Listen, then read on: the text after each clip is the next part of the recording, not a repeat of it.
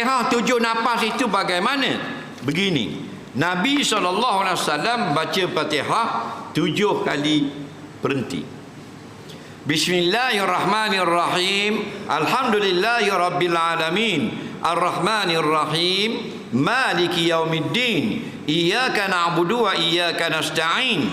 Ihdinas siratal mustaqim. Siratal ladzina an'amta 'alaihim ghairil maghdubi 'alaihim waladdallin. 7. Maka sebab tu ulama kata afdal kita baca 7 waqaf. Kerana 7 ayat. Okey? Jadi 7 kali berhenti. Setiap kali berhenti kita bernapas. Napas yang biasa, bukan gitu. Bismillahirrahmanirrahim. Alhamdulillahirabbil alamin. Ar-Rahmanir-Rahim. Maliki yaumiddin. Itu maksudnya. Faham?